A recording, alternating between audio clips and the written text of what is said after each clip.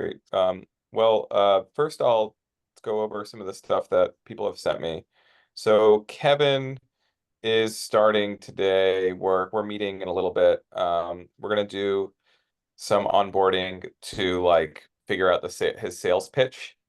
And we met with a guy who used to be a legislator in California for many years, and now wants to sell Equalify to state and local people. So that's cool. He's like he's a good guy. He has a crazy fucking Twitter, which I'll put on here.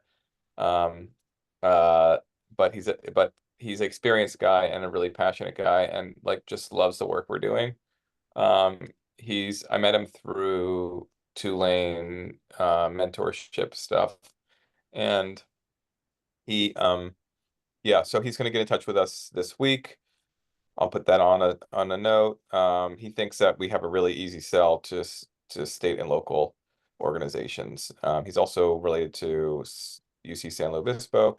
Is going to sell to them as well. So let me put this Grant. That's Grant Davis, right? What's his? He goes by the name Grant, but he has another Are there alias. any additional um, legal liabilities or exposures with government stuff? I'm just Uh, thinking about I know that there's a lot of stuff about records retention and reporting and stuff. yeah. Yes and no. It depends. I think that since we're just so as far as like privacy and security stuff, if we're just scanning public websites, we get to go around all of that. As far as retaining the information, that would be um, something to do with our terms of service. And in our terms of service, we basically say we'll retain information to our best of our abilities, but some things sometimes disappear. And so n nobody has said that that's a problem yet. And if they do, we'll amend it and figure out better ways to deal with it. But we have like very basic terms of service that I copied from Pantheon, um, that basically say like we're doing everything we can to keep your data, um, and retain your data. Um, and there, yeah, but California has beyond just our term of service. California does have special kind of GDPR style rules that if he starts selling to them, we will have to eventually follow, but we don't have to think about that right now. It's more of we'll see. I sent him the sample contract that I uploaded, and he seemed to think everything looked cool. So we'll see. Us with folks from Cal Poly, and local legislators. And then Kevin is putting together a pitch presentation, um, that he's going to kind of take on the road. Um, and I'm going to help him pull that together. Uh, so we're going to need to have that version one pretty nailed down so that Kevin can go ahead and start pitching it to people. And Adonis um, is adding analytics this week. He already um, fixed most of the accessibility errors that Kevin had, and fixed he already. And yeah, so Trey, I don't know if I was talking to Adonis, and he reference what you're talking about analytics last week. If you have any best practices stuff, he has a lot of stuff already, but I don't know if any kind of UX things that you were thinking of, as far as tracking analytics on use cases that you know of or have used. Um, Like particular libraries or like stuff to track. yeah, yeah, or stuff to track either way. Yeah, I mean, I think since he's doing the UX redesign um, for the new version, like he, he's gonna know best what it is that Okay, the cool. questions that he has that need to be Yeah, tested with analytics. So Okay, cool. Yeah, and we can all kind of watch that to pitch around. And I saw some updates with the monitor tray. Do you have stuff for that? Yeah, I mean, um, it's not anything that's like super sexy sounding. Basically, I just put in a buffer system for when like the system runs automatically now. It checks pages against the cache. Um, you can set individual thresholds for um, each individual page when you add it, or you can update it later. And then if it falls below that threshold, it adds the site ID to a buffer, and then that buffer is eventually exported out to you know that API, although we don't that API doesn't exist yet. And it can do it. Right now it's set to 500, but it's a environment variable to change that. So like as far as how many it sends each time. Um, Yeah, so cool. Um, Great. And what do you think is wait, what do you think is like the next steps with that? for me, the next step is going to be going ahead and moving into DigitalOcean, and then starting to load sites into it. The kind of stuck that is going to be coming up pretty soon is needing that API endpoint, which I think should really just probably be just intake a JSON with like a list of um, IDs. But I mean, this is I, the part where IDs of pages of URLs. yeah, I and this think, is where the monitor is yeah, notifying Equalify that a change was detected. yeah. I think you already have that, right, Chris? You have the site's output, site the pages output. Um, what exactly do you mean by the site's output? The the out what is the oh let me pull up the endpoint. It's the output of the list of all the URLs in Equalify. Other way around. What I'm Oh, talking about is oh, when monitor detects a change in a page, it needs to send that to Equalify. And so what it does is it compiles all the changes it detects into a buffer. That part's not important. It's just so that it isn't okay, got it. constantly So, hitting the endpoint. Yeah. So yeah, yeah, because what I was thinking about actually, Chris, was the properties endpoint, but that's not what you actually need. So you need to give I need to be able to so, post a JSON of a bunch of site IDs to Equalify, and when Equalify gets that, it knows that those pages have been changed and does whatever it wants with it.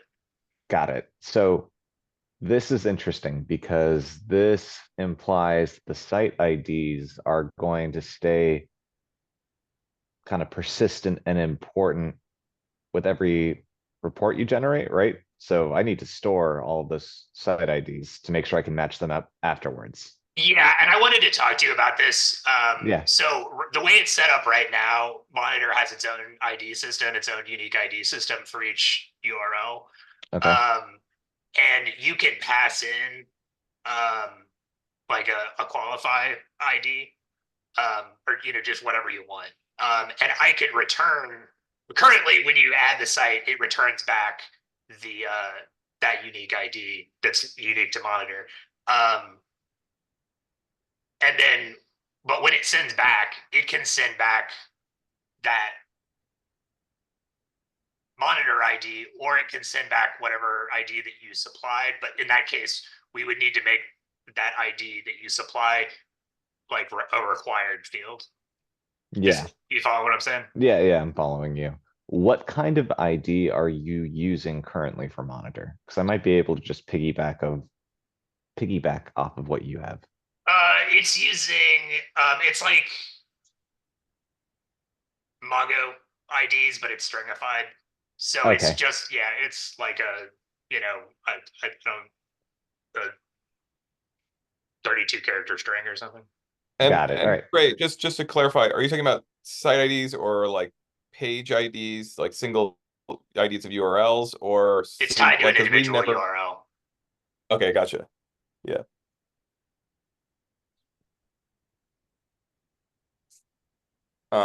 Cool. So what Pretty would be? different. I think it kind of makes sense to maintain like one source of truth or one source of this ID matches this URL. But if we're going to go that way, we need to determine who it is that's doing that defining. You know what I mean? Yeah, Or, I think the way I see it is I think the monitor service is fine keeping that set of IDs and it'll be on Equalify API's kind of responsibilities to match the Mongo style IDs with our UU IDs that we use to identify. So I'll just keep a dictionary. That's pretty simple. And then whatever requests we make to you, or I don't think we'll be making many requests to monitor. We're mostly going to receive requests. Um, right? Or am I going to make it an yeah, issue? I mean, I don't know. I don't know that we've really worked out from like a kind of UI or kind of workflow standpoint, Uh-huh. like how to put these, how to get these sites into Monitor, which is when it generates and spits back the Monitor ID. But Okay. after, that should only need to happen once, unless you need to update the data. So, like, if you want to update the interval or something, um, you would use it. But other than that, it's mostly just going to be the pushes from Monitor to the app I saying Got mean, it. a change was detected. if we could talk about just the UX a little bit, like when you're adding a property, having the little checkbox that says like monitor this property, Hmm. something like that. And then when you add the property and you have it checked on save, it goes over to be monitor.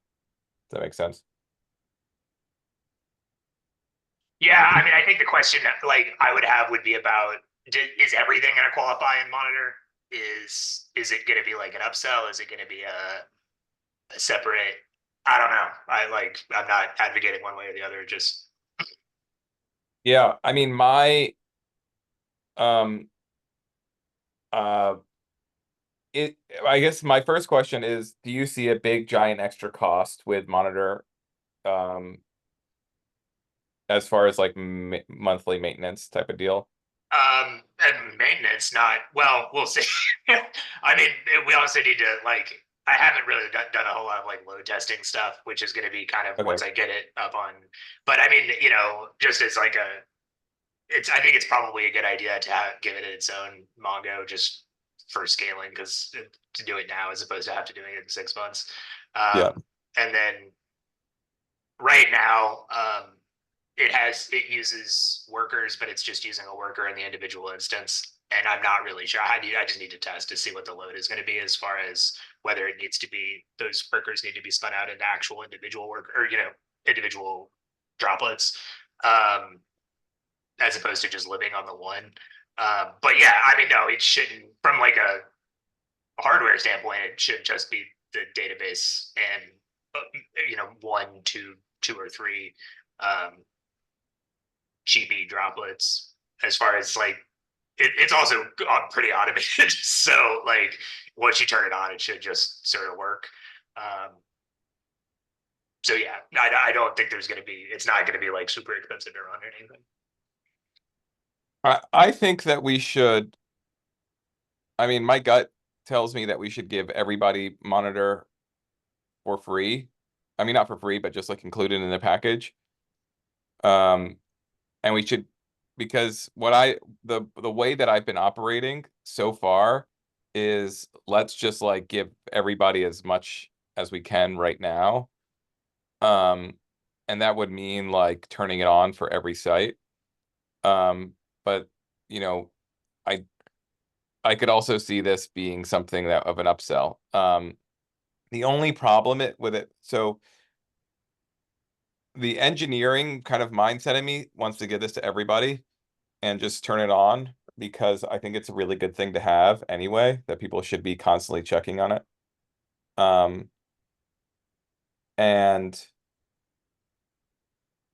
the sales guy in me says, well, like let's sell it as an individual product and then see if people use it and then sunset if nobody's using it. But I don't think that we want to do that. I think that we want to give people as much data as possible and keep with the idea that Equalify is telling scans and monitor just it, like the sales kind of, and I'm sorry for talking this out, but like the sales aspect is Monitor is going to create a lot more scans and take up a lot more quotas of scans. And that's good for our sales because we have to then we up the quota. People will have to up the quota of uh their tiers. But then people will also be pissed off that they can't turn it off. So Yeah, I mean, I think there's also just circumstances where, like, if somebody is using this for, um, like a pure React site, it's not going to help a whole lot, because the content changes are going to be pushed in from like yeah. remote APIs or something. So like it's not going to be able to see that anyways. So there's going to be already circumstances like a certain chunk of sites that this is not going to be super useful for. So I think making it optional makes sense. I'd also just say, like, I think, for the first little bit of this, I think doing a slow rollout makes sense.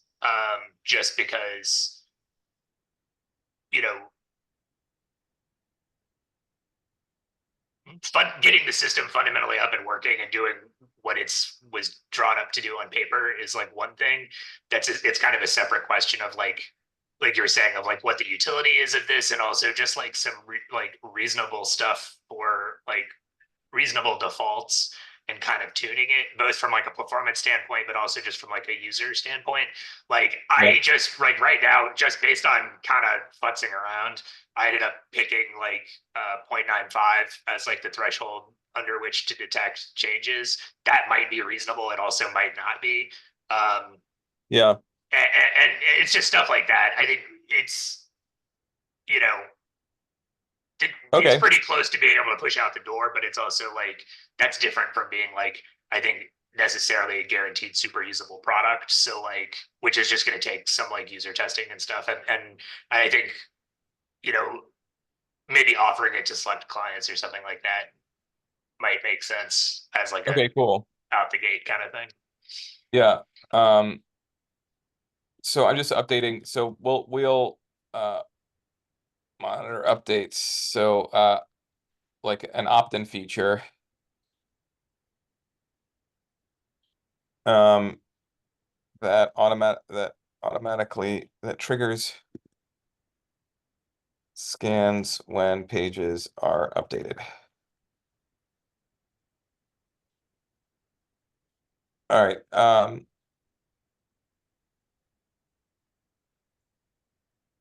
Cool. So what I'll do is I'll include it in this like founder round of products, which is basically like, here's everything, but it's not what we're guaranteeing to everybody in the future. We're just like giving a few people this.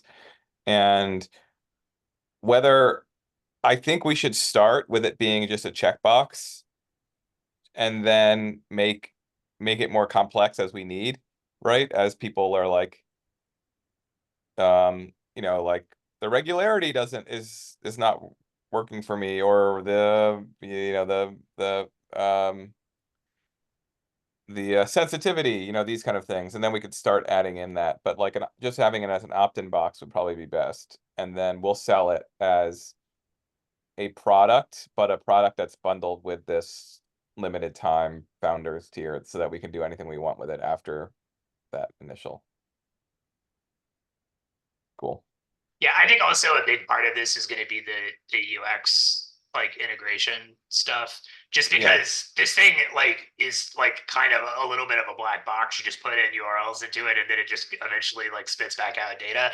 And like I think, communicating that to users that like, okay, here is the list of sites that you have in Equalify. This one has been, it detected a change and is like therefore running a new scan on it. that needs to be conveyed to the user. And I think it's not I think it's very solvable, but it's not a trivial UI issue, you know? Yeah, totally. Yeah. Well, let's just start rolling it out to like the initial tester users and then see what they do, and then we'll roll it out as a product feature and at a later date. But I'll include it in the stuff that is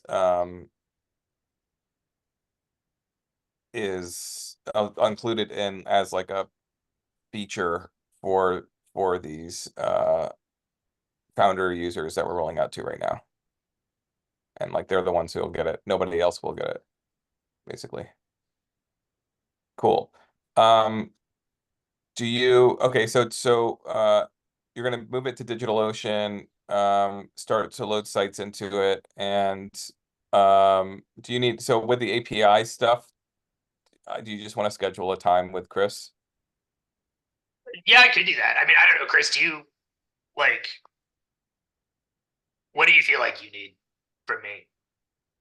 Um, I think that what I probably need is maybe just a 15-minute talk about everything, just to make sure we're aware of the same things, that I'm aware of, I guess, my scope of what I need to do on my end.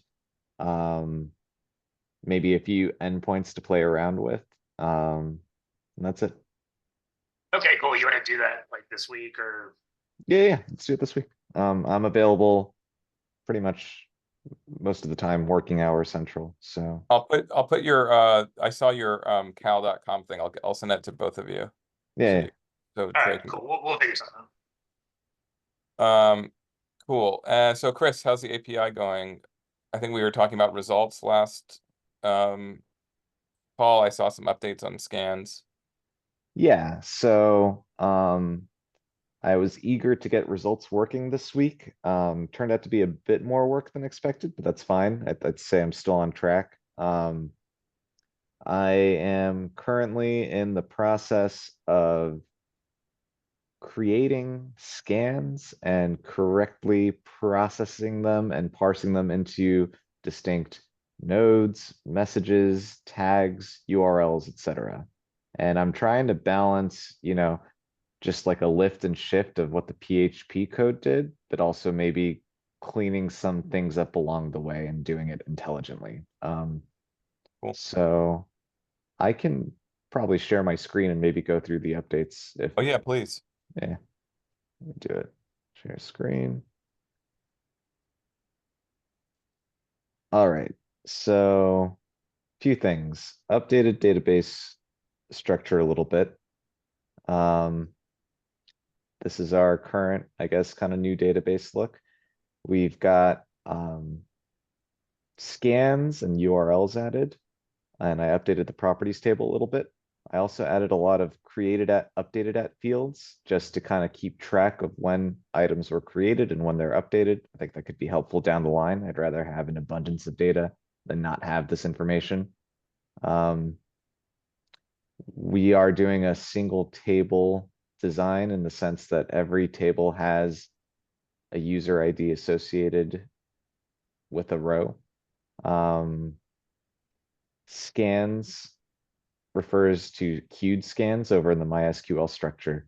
And here's where we'll be storing, the property ID, the URL ID, whether or not it's processing, whether it's prioritized, the matching job ID that's returned by scan.equalify.app.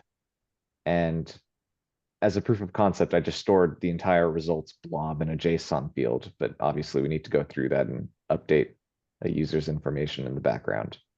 So I can show that quickly. Let's go to Qualify API. I'm going to just kind of run through a proof of concept example. Let's move that over here. Okay, this is the Equalify staging environment. I'm going to add a property, calling it test3. I'm going to use the example XML URL right here because it's easiest. Instead of directly tying a URL to a property, I'm actually going to create a URL row and associate it to the property. I did that because I think that's what I followed from the original code design, database design. So I'm going to add this property. So now we have it, test 3. If I go inside, I'll see it. This is actually being pulled from the URLs table, and this is being pulled from the properties table. So if I kind of look at this through a GraphQL query, you can kind of see we've got our properties, and then inside we've got related URLs, and it's got one associated URL with it, with its own ID. I added a little button here called send to scan, just as a proof of concept to see what happens if you were to send it to a scan. I'm going to go ahead and start that process right now. Okay, it successfully sent to scan. Let me see what the result was here. I don't think there should be a result. Preview. Yeah, scan successfully queued. I'm handling all scan cases, so let's go to add scans. Handling whether or not a scan succeeds, whether or not it fails. Let me see. Making sure property IDs are valid, URL IDs are valid. The entire point of adding a scan is to just kick off the process. So if I go and look at active scans right now, I'm kind of showing just like a JSON array. Oh, I was wondering about that. Yeah, I posted a I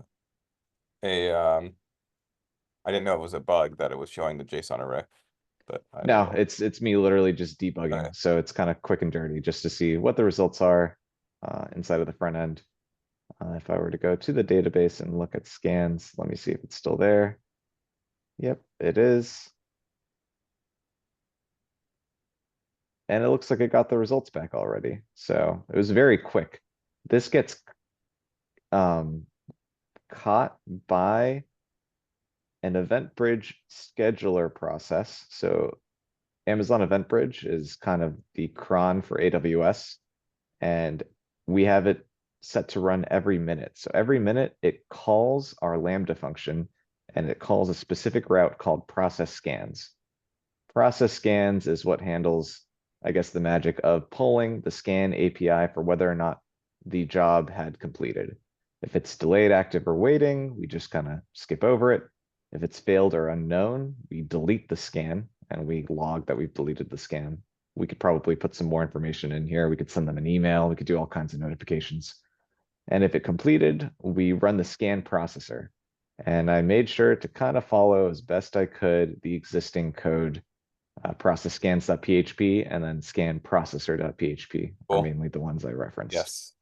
All right, good. Um, so inside of here, scan processor is just in simple function that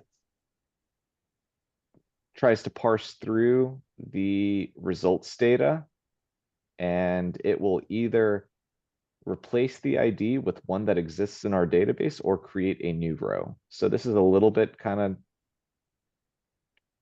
of shorthand, written in shorthand, Yep. but that's because I think it's pretty simple. It's just an if this then that. So Yep. row.id equals find an existing ID, otherwise we'll create an existing ID and then return the new URL ID. Same thing with messages, same thing with tags, and same thing with nodes. The part I got stuck on, not in time for today's call, is comparing and updating nodes, but I'll go through that logic. And then once we're done, we can delete the scan and move on. Then we should have everything we need to return results. So Great. Woohoo!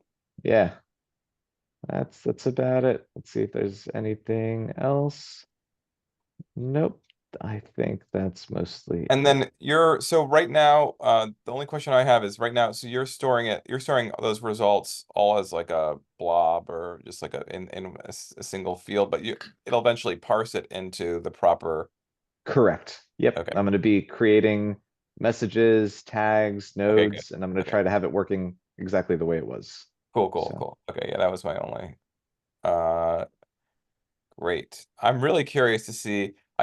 I'm very curious to see how you're writing it is all in TypeScript. mhm. I like after you're done, just for my own geekiness, I'm going to benchmark process scans.typescript versus process scans.php and see what happens. Let's check it out. I'm I'm I'm super curious. I think that'd be a good case study of just like we tried picking technology. Let's see how they compare. Just like a real Yeah, world example. I have a feeling, and this is just a feeling, is that the PHP is going to run faster. But I'm really curious. I'm really curious. I don't Yeah. think it's going to be much faster. I think it's going to be like negligible, but I'm curious. We'll see. We'll see. So I will say we do compile it down to, I think, minified JavaScript. Ah, okay. So I'm not sure how much time this would save, but I'm I maybe. was I'm just saying, yeah, well, go go on. ahead.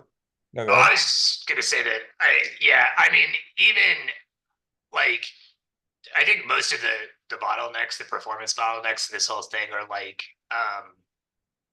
request bottlenecks Yeah. more than the individual like the actual code processing. And I'll also just say, I mean, maybe it's just me, but like I can look at this and I know how it works and knows what it's doing as far as like maintainability and like longer term stuff. The PHP, I like sent y'all the pseudocode for that PHP, and I look at that fucking PHP thing, and I'm like, I have no idea what this is doing. This is like melting my brain. So Yeah, I'm in the same camp, Trey. I feel similarly. But yeah, to your Yeah, point about the requests, I think that yeah, a lot of it is also just leveraging I guess parallel request features. So I was even thinking about that now. I didn't want to over optimize, but instead of iterating through an array of scans, we could just like wait for all to happen in parallel. And so we could easily do that here. I don't know how to do that in PHP, but and also we no, have to that's be great. mindful of how many simultaneous database connections and how many simultaneous HTTP requests we're making.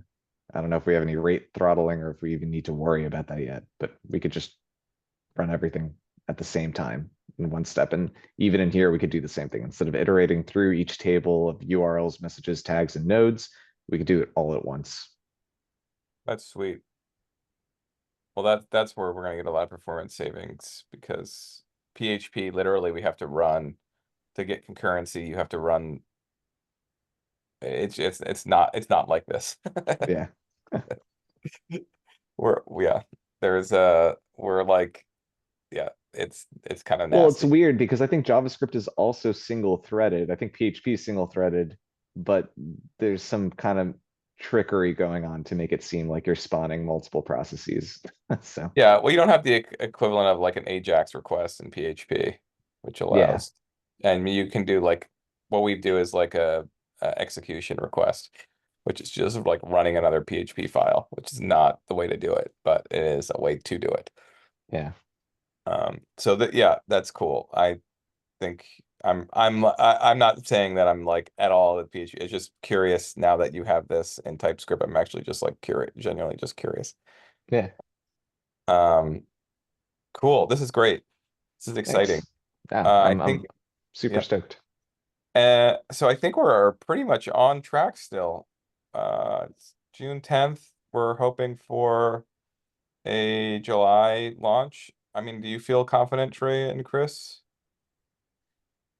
Yeah, I mean, I personally feel pretty confident. I think the this week I'm definitely going to get the results working with the nodes and the and all of the endpoints needed to kind of graph and go through the front end. The hardest part is going to be communicating with Adonis and making sure that he has everything he needs. Mm-hmm. And then I just need to communicate with Trey quickly. We'll schedule some time and get monitor working. And then Sweet. after it's a bit more kind of user experience, getting people to sign up. I don't think we'll be handling payments just yet, but basic stuff like that. Yeah, totally. Um, and yes, getting people to sign up is a big one. There was one other thing that now I'm blanking on. Oh, uh, LLM stuff too. I don't know. I mean, we don't need to. I'm totally happy with not releasing that right now, but I have been doing some just little fun experiments with basically building little GPTs that are hooked up to the database and it can eventually be hooked up to the API, um, doing the various tasks that I think our LLMs would be doing. And it's working pretty well. Like just to show you, um, where is, let me see how I can pull this up. So I created this, a little GPT that's hooked up into our, our database and will output, basically is prompted to output in a way that, in a GitHub, let me see, I actually have one. Let me show you here. I've given my account to so many different people that, let's see. Gifts for 6-year-old boy. Gifts for a 6-year-old boy. Yeah, I don't even know why that I've literally just given my username and password to this to tons of different people. So here we go. Here. Nope. Oh yeah, here it is. So I created a little GPT that just it takes an Equalify message, the code snippet, and the URL of the page, and outputs a GitHub ticket. And I've been just like tuning it ever so slightly with both not the knowledge base it's using and the and just prompts to get it to output in a way that the WordPress people will action off of. And I'm writing a little app right now that will take everything we've reported on and output the ticket to the WordPress to the WordPress GitHubs. So like this is an example of a ticket that was totally automatically generated through Equalify. You can put out like a little thing that said this ticket was automatically generated through Equalify and fact checked by B. Bertucci. But like this was completely done with just GPT-4. And so something like this, people are already starting to take action on, which is cool to see. But I figured I'd just share it with you all because this is stuff that like no other accessibility provider is doing, and that like WordPress is now like solving issues around. And I only changed one small thing in this example, from like going from what Equalify automatically generated to what ChatGPT 4 uh, create wrote and what was posted here. So like if I only had to change one little thing on this like automatic thing, I'm gonna do 50 of them later today or tomorrow just to keep testing it. But this is like an amazing use case because there's, like I said, there's nothing like it. And it can be totally automated. Yeah, this is great. This is like exactly a tool people could start using and leveraging. Yeah, I'm not really familiar with like the GitHub like auto populate API or whatever. I don't know if you can. I assume there's probably an endpoint you can just push to, but I mean, it seems like it would make sense to just like add a field to a property with a repository, and then it would just like this is you could just kind of bolt this on Exactly. as like a little sidebar thing, and like with a button that is. I mean, Yeah. you probably want to present it a little bit better than that, but essentially a button that is like add this issue as a GitHub issue, Yeah. and just have it dump in the text, and that would be pretty sick and useful. Yeah. That's exactly what I'm working on. And like I've collected the repo URLs related to the properties. And so I'm working on a feature that does this. And you know, I think eventually it'll like after this month or whatever, whenever we get a chance, Chris, of like figuring out the LLM integration stuff, I still want to leverage the LLM work you're doing so that we can like make this a little bit more like API friendly rather than me just creating a little node-based app that does this with Yeah. with a request. Um, but yeah, I'm still tuning it. This week I'm gonna do 50 of them. I just did one, and I'm gonna do 50 of them, and I'm like gonna keep scaling up um, to see where the issue is. And like the cool thing that I'm gonna work on today, that when I was talking to a few of the developers in WordPress, they're like, "Oh my God, do that! That'll help us so much." Is having a new section that's like called like impact, and it says like by fixing this issue you solve, like this particular issue. If they just add um this ARIA label to this piece of code, they fixed 80,000 violations, accessibility violations. And so like that's something that's unique data that Equalify has because it scanned the entire WordPress system and it's found this issue 80,000 times.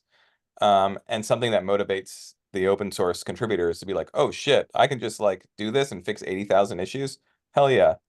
Um, so that's something I'm going to be adding today into it, which I think is a cool thing. But yeah, just wanted to share this with you because this is kind of what I'm working on this week, and in addition to the outreach stuff. One thing I would say, I did like, and I presume this is like, I know this is just like a sort of testing version, but like, I know down at the bottom, you're like, this is generated by Equalify. I think it would be good to probably at like the top have like a boilerplate, you know, like you could just do like a little icon or badge or something to indicate that the auto-generated ones are auto-generated. Yeah, I think both for just like um, practical reasons and also because to keep people yeah. from getting mad at us. Even like in the name, something like Equalify generated or something, or even like a label to add. That would probably be the thing to do. Yeah. The tricky thing is most of these repos I don't have any kind of administrative access to, so it would have to be in the name. So I want to be able to add labels or things like that. But that's a good idea. I'll take it into the work I do this week. But yeah, it's neat seeing people starting to act on with the tools that we have and hopefully scale up from there. Matt Mullenweg is super into it. I had a conversation with him, so I think he's very happy that we're contributing to the WordPress world. All right. Anything else? Nope. All right. Oh, Yeah. about, well, can we schedule a time maybe today or in the next day or two to talk about like uh, the the billing and the Yeah, project totally. planning stuff? Okay. Does 3 p.m. work today? That's my only free time. Yeah, that's fine. Okay, cool. I will send you a Slack thing. Okay, cool. And okay, cool. All right, y'all. Well, let me know if you need anything else in the meantime. Awesome work. Very excited to see this all coming together. And yeah, I can't wait to see the future. So see you next week. All right. Cool. Take care, everyone. Bye. Thanks, John.